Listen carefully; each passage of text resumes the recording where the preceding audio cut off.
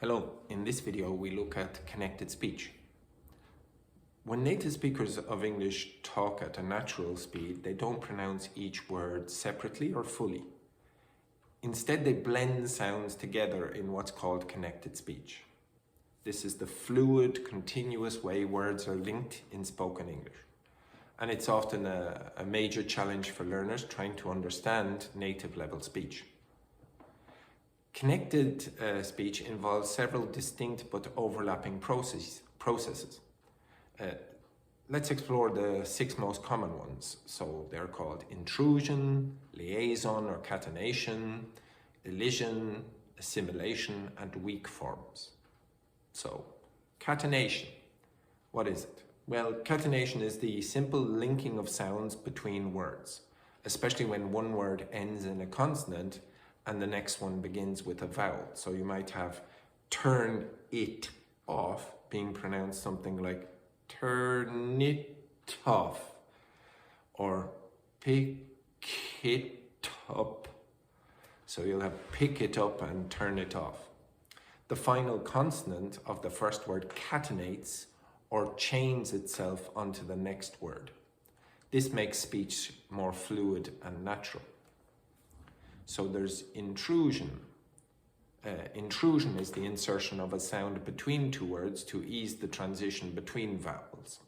So the most common intrusive sounds are, in British English, something that I'm not really an expert in, there's an intrusive R between certain vowel or diphthong sounds. So you have in law and order, sometimes law and order.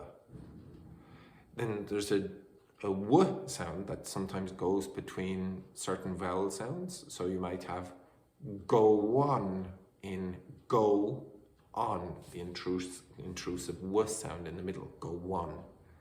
Or you might have a Y in between certain vowel sounds. So you might have I agree,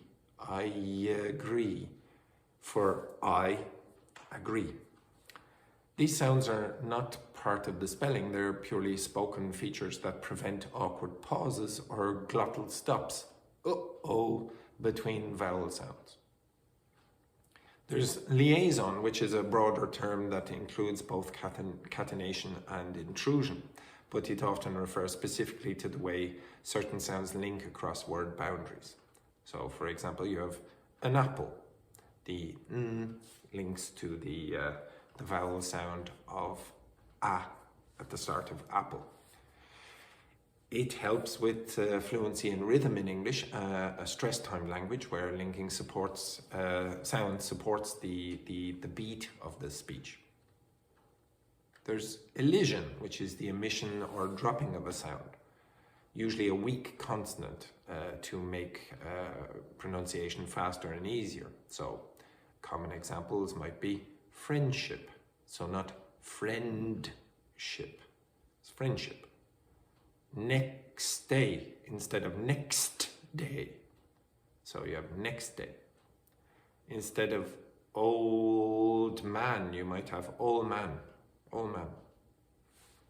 While these are common in casual speech, overuse can reduce intelligibility for non-native listeners, so learners benefit from recognizing elision when listening and choosing whether to do it themselves. Then the next one that we will look at is assimilation. So assimilation happens when one sound changes to become more like a neighboring sound, and it usually affects consonants at word boundaries. So examples might include good boy, good boy. So the d at the end of good might become something like a b sound because it's similar in pronunciation to the b at the beginning of boy. So you might get good boy, good boy, good boy. Instead of in bed, you might get in bed, in bed. So you might get a m sound where the final n sound of in changes to match more closely the beginning b sound of bed. Assimilation can be progressive, so one sound influences the one that comes after it. It can be regressive, so the sound is influenced by the one that comes after. It's possibly reciprocal, where two sounds affect each other. And then finally, there is the topic of weak forms. In unstressed syllables or grammatical words, so function words, English often reduces vowel sounds to the schwa, or other centralized vowels. So you can compare, for example, the strong can to the weakened form in something like I can do it. So it becomes more like kun, I can do it. You can have to reduced to go to work. You can have being reduced to something like should have gone or should have gone, depending on dialect and context. And these weak forms are essential for maintaining the rhythm of English, which alternates stressed and unstressed syllables in a pattern. So connected speech is not lazy or sloppy pronunciation, it's a natural feature of fluent English. Awareness of these features helps learners not only understand native speakers more easily, but also sound more natural themselves when speaking.